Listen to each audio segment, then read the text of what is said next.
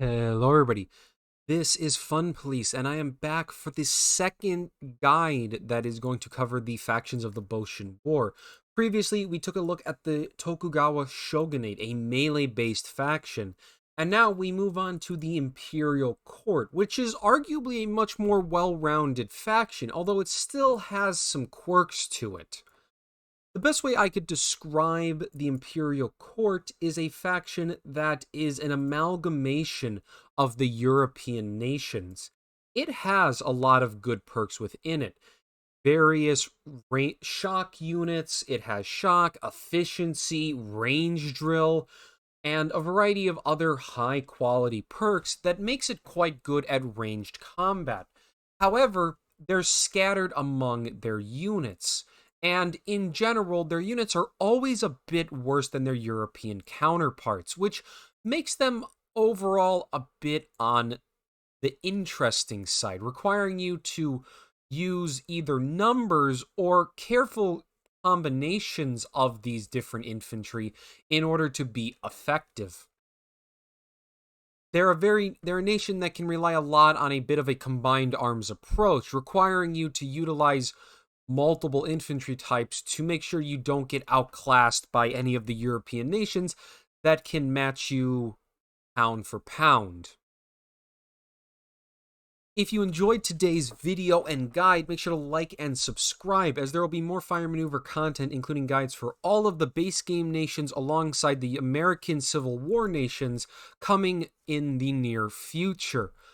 On top of that, there will also likely be content covering more of the Boshin War DLC.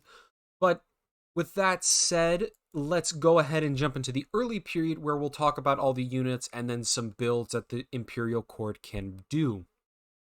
Within the early period, the Imperial Court is overall a bit of an interesting one, as its roster is a bit on the small side, having 6 infantry options, 2 cavalry, and 4 artillery. It's one of the smaller rosters available in the early period, but it actually does have quite a bit of power behind it, with a good combination of shock, efficiency, and range drill spread throughout its roster. The Imperial Court can actually be a pretty effective nation in ranged combat and can even get a bit into melee if it desires. But let's start by talking about its infantry. Starting off, we have the levies. 6 health, 3 cohesion, and breakable. These are pretty much kind of a vanilla militia unit. There's not a whole lot to say about them. Their biggest aspect is that they are cheap, and they can be used to cover flanks and bulk out the numbers of the Imperial Court if you need to. However, there's a very similar unit, the Kihatai. These are another militia unit, 4 health this time instead of 6, and they have efficiency instead. These units are one of the cheapest efficiency units in the entire game, and they can serve as a bit of an annoying unit, able to move around the battlefield quickly and deal good damage, but dying very, very quickly once combat actually starts. Compared to the levies, you kind of have to decide on your roles for them. The Kihitai are, I would argue, a bit more aggressive, or at least a bit more responsive of a militia unit, while the levies are a bit more of a filler militia unit that you can find to bulk out your numbers and just have some decently healthy units running around.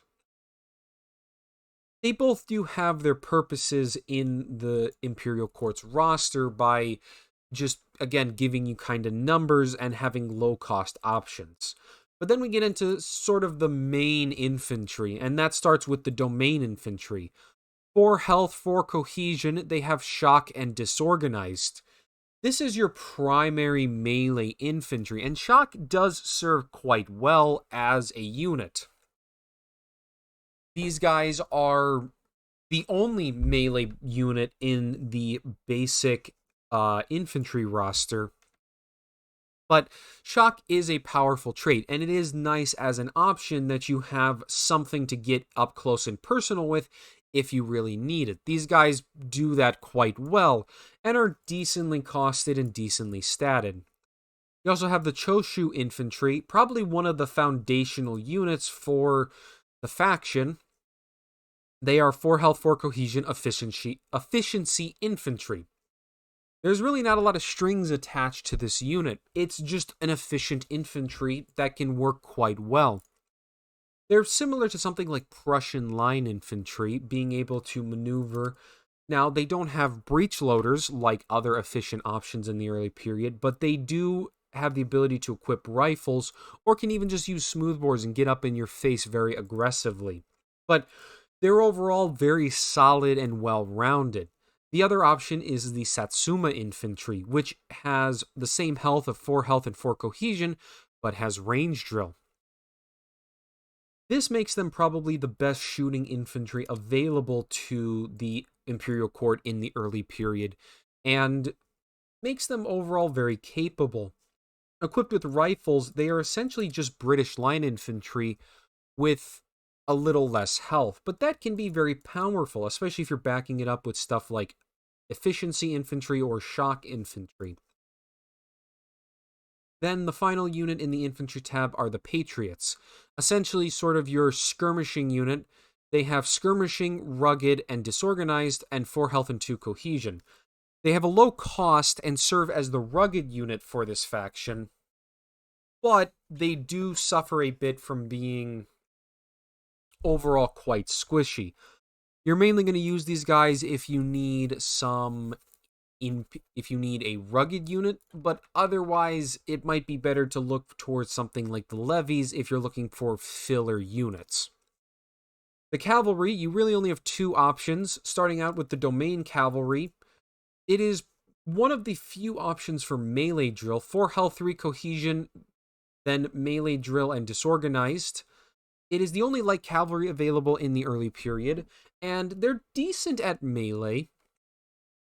They're not the most durable in terms of cavalry, but they do have melee drill, and they can work well with the domain infantry, kind of being a 1-2 punch of domain having shock, and then the domain cavalry can come in later in order to add melee drill to really ramp up the damage.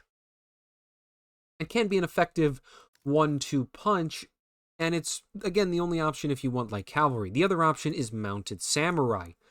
The exact same as the shogunate, which if you've seen my shogunate guide video that went up previously, these are actually really good heavy cavalry. 6 health, 5 cohesion. They're very, very durable with shock and melee drill. This is an incredibly powerful melee unit, and especially for the Imperial Court that doesn't have a lot of options for melee, this can make Mounted Samurai an expensive but very powerful option that can give you some very powerful melee tools that otherwise you don't have a lot of options for otherwise. Moving on to artillery, it's a pretty standard artillery tab, essentially just having 2 cohesion, standard artillery with cumbersome. It's not a very strong tab overall, but can have its uses. Starting out, 6-pound field artillery, basic 3-range artillery piece. Honestly, not a whole lot to say. It is the cheapest option if you want an artillery piece, but otherwise, it's not the greatest thing out there. You do also have a horse variant of it, which has the additional movement point. It is more expensive, but is overall a lot better because having 2 movement can make this more rapidly reach its position and then set up, making cumbersome a little less of an issue. You also have the 6-pound field howitzer, which has indirect fire instead of shrapnel, and because of that, it's able to fire over your units. It is only 3 range, making it a little less effective overall, but it can be usable, especially if you can use it behind your units or place it on a hill or something like that. And the final unit is the 8-pound field artillery. Essentially just a 4-range artillery piece. Again, there's not a whole lot to say about these. It's kind of just a very generic artillery piece. But if you need artillery and you need a high-range artillery, this 8-pound field gun can be effective. So, some builds you're able to make in the early period, they all generally will center around a combination of Satsuma, Choshu, and Domain Infantry, because simply put, those are the most effective and well-rounded units within your roster. This build focuses somewhat around having a good mix of melee and range units, using Satsuma with rifles as your main unit, some Choshu infantry for efficiency, some cheap shock thanks to domain, a horse artillery, a mounted samurai for raw melee power, and then a levies because we have a bit of money left over. You could potentially also do this, taking pole arms in order to lower the cost of your domain infantry to squeeze an extra levy in. This could be an option, or you could leave the smoothbores for some more flexibility on the domain. It's a bit up to you, but this could be an effective build and is well rounded enough to be very capable. Another option could be related to going a bit more in terms of all in on the range and even doubling up on the artillery in order to maximize the power of your units. A build like this forgoes the Choshu infantry in favor of as much ranged power as possible. So you're getting access to 4 Satsuma with rifles, 2 artillery pieces, and then a lot of levies and Kihatai as cheap fill-ins for your units, alongside some cheap melee with the domain infantry. In fact, you would even be able to add in something like a Patriots at the end of this, and this gives you a very large build. This is a bit more of a quality build or quantity build compared to the other builds that I just showed off, but it could be effective even though you have to be very careful of not getting overcommitted into, because your core is kind of small and you have a lot of militia and low cohesion units running around. But overall, the Imperial Court is generally pretty flexible. As long as you're basing your core around either Choshu or Satsuma, you're generally going to be doing fine. But I find that mixing them is often the best strategy. A good mix of these two can be very, very effective, and then you can kind of build around to whatever you feel you might need in either the map or against certain nations. The late period for the Imperial Court adds quite a bit to its roster, and the nation actually really comes into a very flexible and well-rounded nation in this period. You got a lot of strategies you can pursue, and you overall become very similar to other European powers. Covering the new units, we start off with the Shogunate Defectors. 4 health, 4 cohesion, melee drill infantry. They have disorganized and breakable. The Defectors are essentially really cheap melee drill, and that is their biggest benefit. You don't have a lot of melee drill running around in the Shogunate faction, and this is the cheapest option if you wanted some melee drill infantry, combined with some sort of shock unit like domain infantry, and this can be an effective 1-2 punch that doesn't cost you a whole lot. You also have the new line infantry. Being a combination of domain and Choshu infantry, these guys are 6 health, uniquely 6 health, with 4 cohesion, shock, efficiency, and disorganized. These can be very aggressively moving units, essentially acting as a unit that can get in close, utilizing something like a breach loader to deal a lot of damage, and then charging in when the moment arises. It can be a pretty effective unit, although it does have a generally high cost, meaning you can't utilize too many of them within builds. But if you're looking for an aggressive unit that can get up in the enemy's face and deal a lot of damage, line infantry can actually do that quite well. You also have the Jinshotai, a very unique light infantry. These guys are 4 health and 5 cohesion. They are in fact the only light infantry with 5 cohesion, but they have shock, melee drill, and skirmishing. This is an extremely unique unit. To start off with, shock and melee drill is a powerful combination, and they have enough cohesion to really sustain themselves in a melee. But skirmishing adds a very unique aspect to this, because if this unit is sitting in open order, you can charge diagonally. And because of how melee drill and shock works, the Jinshotai are uniquely built to be effective diagonal chargers. It's a very unique unit, and that's something that you don't really see in any other nation, and these guys are extremely unique because of it. but they can actually hit surprisingly hard from weird angles. And I've seen people that just don't consider that, and then they get surprised when they get rammed by a Jinshotai that they otherwise weren't expecting to charge them. But you can also just use them as traditional melee units, or you can even use them kind of as traditional skirmishers. They have so much cohesion alongside melee drill that they can be very durable just sitting there and shooting at stuff. But if you're utilizing the shock, you're getting a little more value out of them. And then we get to probably one of the biggest units, the guards. The guards are 6 health, 5 cohesion, heavy infantry, the only one that the Imperial Court has. They have range drill, efficiency, and disorganized. Now, anybody that plays this game probably knows that range drill and efficiency on a heavy infantry is extremely powerful. It appears on the best infantry in the game, the Grenadier of the Guards and the British Foot Guards, and these guys are mimicking them quite closely. They hit very, very hard and deal a lot of damage. The biggest downside, though, is that disorganized means they actually don't do that well in ranged combat. Because they're losing cohesion over time, unlike, say, like a foot guard from Britain, even though they deal a lot of damage and are very, very durable, they will lose shootouts to other units that are continually regaining their cohesion. And this can make the guards an interesting unit to mess around with, because they are very powerful, but they also don't last long in firefights, and they either have to get close and deal a lot of damage, or they have to pull back and be careful with themselves. But they're still very, very powerful. Range drone efficiency is disgusting, and they can get rifled breech loaders on them, so they can shoot at range, and they're just overall really, really strong. You also have the Westernized Cavalry, which is a 4 health, 3 cohesion, skirmishing light cavalry. Overall, these guys honestly aren't that good right now.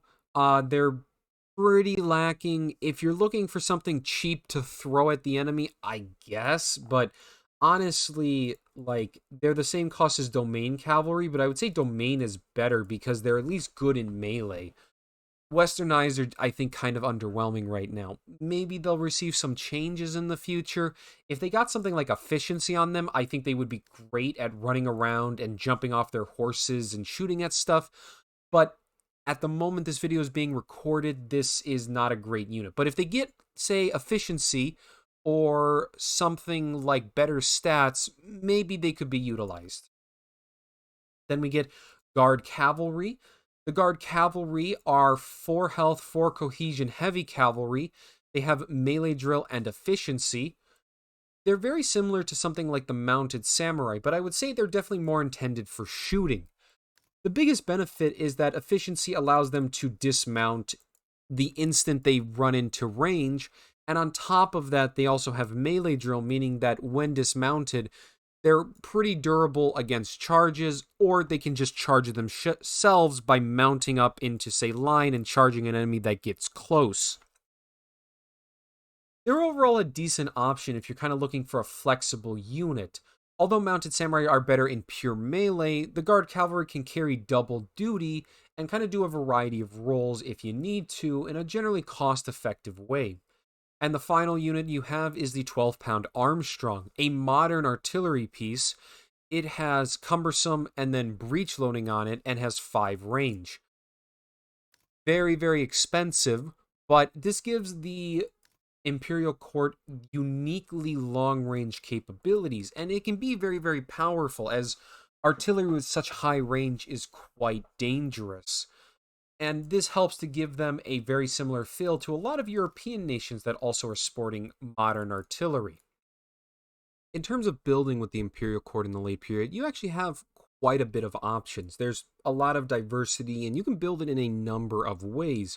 One basic way is to rely on its very high quality infantry options to give it some very aggressive efficiency plays that really emphasizes its ability to get in close and deal a lot of damage through various options. Something like this could be an option if you're looking to play a highly aggressive build, utilizing double guards with rifle breech loaders as sort of your carry unit. You have line infantry for either a mix of aggressive, up close and personal, and melee units. Satsuma offers some range drill options. The Kihitai are cheap line fillers, and then a guard cavalry is some extra efficiency. It's well-rounded and generally can fill most roles, but you can also build in a variety of other ways. For example, you don't have to do double guards, and you can instead opt for something like a modern artillery piece and utilize other units like, say, the Jinshotai, or a variety of other units in order to maximize your power in that way.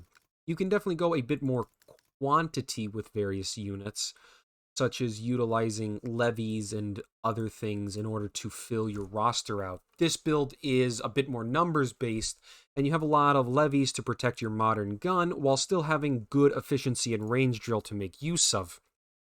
You really can kind of build yourself in any real way, although I would suggest in the late period at least always making one guard with rifled breech loaders core, although two can also be effective. It's just that this is such an effective unit, it's very, very powerful, and you really can make use of it. If you're not using them, then at least try to make use of something like a modern artillery, as these are things that help to cement that this faction is able to keep up at range. But with that, that is the end of my guide for the Imperial Court, the second DLC faction for the Boshin War. Overall, it's a more well-rounded faction than something like the Shogunate. Generally just being a bit squishier, it has a lot of good tools in it, and I really like how you're able to mix and match such varied infantry units. It definitely feels like a good mix of different infantry. You have like British line infantry, Prussian line infantry, Hungarian infantry. It's a very interesting mix of a bunch of different nations that forms together to be a fun and well-rounded faction. If you enjoyed today's video, make sure to like and subscribe, as I'm going to have a lot of fire and maneuver content coming very soon. I'm going to have a variety of guides for the remaining base 7 nations and the 2 American nations, and I'll also likely be covering some of the single-player content related to stuff like the Boshin War, such as the 2 single-player expansions alongside some of these scenarios. Also, if you are watching this when this video comes out, the Boshin War is currently on sale for a few dollars off, so you're able to pick it up for only $8. It'd be good to support a game like this and make sure that, maybe they can continue making awesome content like the Boshin War in the future. So if you haven't done so, make sure to go check out the game and support it if you can. But otherwise, thank you so much for watching. I really do appreciate it. Again, make sure to like and subscribe, and I will see you all later.